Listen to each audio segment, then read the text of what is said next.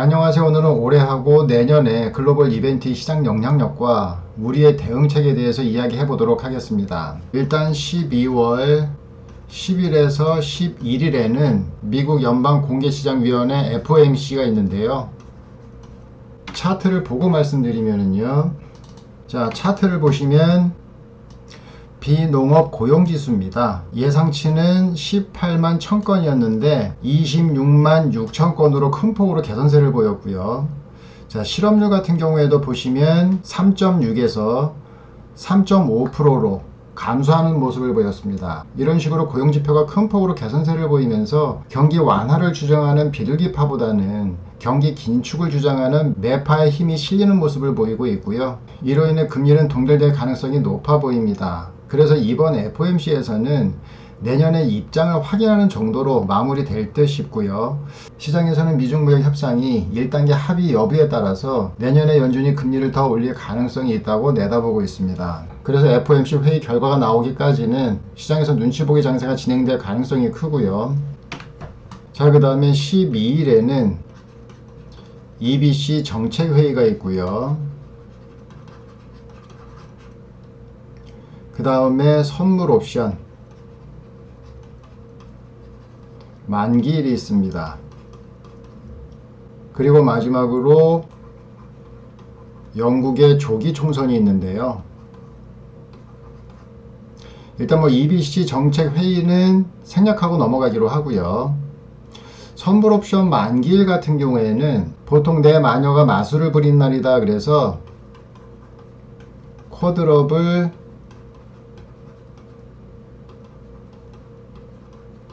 위칭데이라고도 합니다. 이는 지수의 선물과 옵션, 그 다음에 개별 주식의 선물 옵션 만기일이 동시에 겹치면서 시장의 변동성을 크게 또는 작게 주는 날을 의미하는데요. 이는 보통 심리적인 요인이 크게 작용하는 날로 만기일 효과라고도 하는데요. 변동성을 고려해 매매에 조심하는 날이기도 합니다. 그래서 선물 옵션이 있는 날 같은 경우에는 12일을 기준으로 해서요. 전날로 하루 이틀 정도, 그 다음에 훗날로 하루 이틀 정도 변동성이 클 수 있기 때문에 이것만 조심하시면 되고요. 그 다음에 영국 조기 총선이 있는데요. 영국의 조기 총선 같은 경우에는 2019년 7월 말이죠. 테레사 메이 총리가 EU와 브렉시트 합의안을 성사시켰는데 의회에서 무산되자 물러나고 보리스 존슨 총리가 11월에 취임을 했는데요. EU와 재협상에 성공을 했지만 2017년에 연립정부를 구성했던 집권여당인 북아일랜드 민주연합당 DUP가 반대를 하고 있습니다. 그래서 존슨 총리는 의회를 해산하고 12월 12일이죠. 12월 12일 조기 총선을 통해서 보수당의 과반 의석을 확보할 계획을 하고 있는데요. 지지율로 보면 야당인 노동당이 36%고요. 집권여당인 보수당이 46%로 앞서고 있어서 보수당이 과반 의석을 차지할 것을 전망하고 있는데요. 만약 어느 정당도 단독으로 과반을 확보하지 못하는 성의회가 또다시 연출된다면 스코틀랜드 국민당 SNP와 연립정부를 재구성해서 브렉시트를 추진할 가능성이 있다고 하는데요. 문제는 연립정부 구성 시 스코틀랜드는 분리 독립 주민 투표 개최를 보수당에게 요구를 하고 있는 상황이고요. 보수당은 이를 반대하고 있는 입장이라 상황이 어떻게 전개될지는 좀 지켜봐야 할 것 같습니다. 그렇다면 내년 1월로 연장된 브렉시트나 만약에 노 브렉시트가 국내에 끼치는 영향이 어떨지 살펴볼 필요가 있는데요. 이것도 표를 보고 말씀을 드리면, 자, 이 표는 한국과 영국의 무역 관계를 표현한 자료인데요. 여기서 보시면 2019년입니다. 2019년에 우리나라의 수출 비중이 41억 불 정도 되고요. 41억 불이면은 하나로 계산했을 때 4조 8,996억 정도 되는 금액입니다. 적지 않은 금액인데요. 현재 EU의 영향권 안에 있는 영국과의 수출품이 99.6% 정도 면세를 적용받고 있는데요. 브렉시트가 성사가 된다면 영국과의 거래에서 관세가 적용될 가능성이 큽니다. 하지만 2019년 8월이죠. 2019년 8월에 영국과 브렉시트에 대비해서 EU와는 별개로 FTA를 성사시켰기 때문에 그리 크지는 않을 것이라고 생각을 하고요. 그렇다면 국내는 그렇다 치고 글로벌 증시에서는 또 얼마나 많은 영향을 끼칠지 표로 한번 보고 말씀드리도록 하겠습니다. 자, 이 표는 브렉시트에 관련해서 수혜국과 피해국을 표시해 놓은 건데요.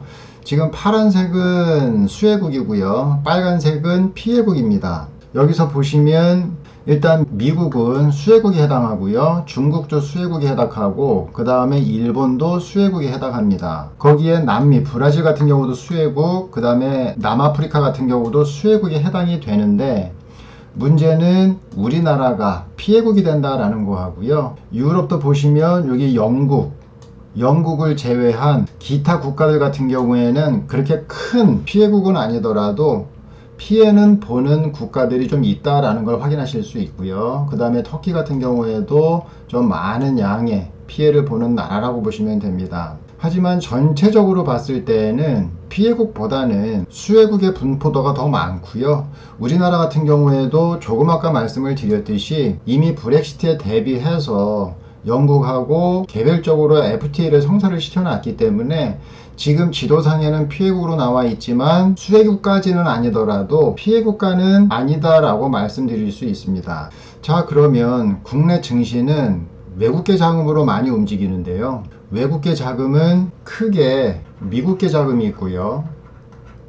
그 다음에 유럽계 자금이 있습니다. 보통 우리가 미국계 자금 같은 경우에는 장기 자금이라고 얘기를 하고요. 유럽계 자금 같은 경우에는 단기 자금이라고 보시면 됩니다. 따라서 넓게 보면 미국계 자금의 유동성만 크게 축소되지 않으면 이미 오랜 기간 동안 그렉시트와 브렉시트의 충격에 면역력이 생긴 글로벌 시장도 단기 변동성으로 끝날 가능성이 높지 않을까라는 생각이 듭니다. 그래서 결론적으로 말씀을 드리면 브렉시트에 대한 불확실성 때문에 시장이 출렁거릴 수는 있지만 브렉시트든 노 브렉시트든 결과값이 확실히 나와버리면 시장에는 큰 영향을 주지 않을 것 같은 느낌은 들고요. 자, 그 다음에 15일이죠.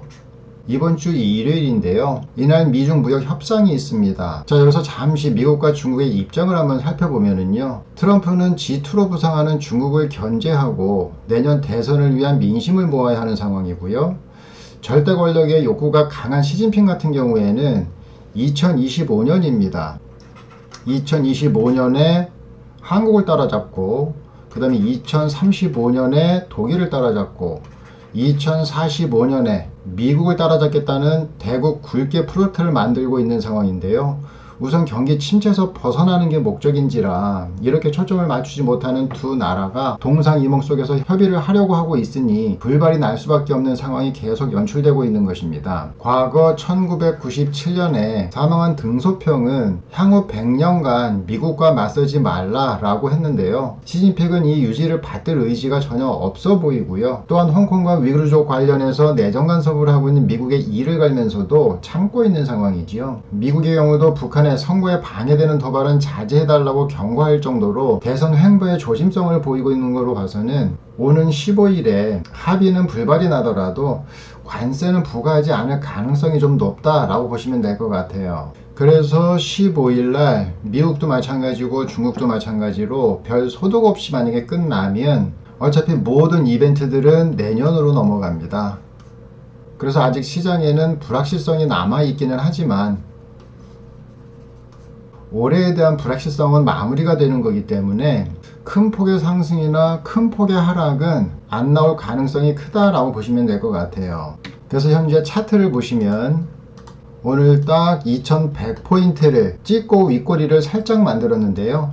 전에 말씀드렸던 것처럼 2060포인트와 2100포인트에서 횡보하는 모습을 보이고 있습니다. 사실 10일서부터 12일까지 있는 이벤트가 과연 2100포인트를 넘길 수 있는 재료가 될 것 같지는 않고요. 오늘 2100포인트를 찍은 이상 내일 갭상승으로 올라서지 않는 한 2100포인트 주변에서 보합을 이루지 않으면 추가로 고점 대비해서 하락할 가능성이 있다라고 보시면 될 것 같고요. 중요한 건 금요일장입니다. 이거는 믿거나 말거나 한 이야기이기는 하지만은요.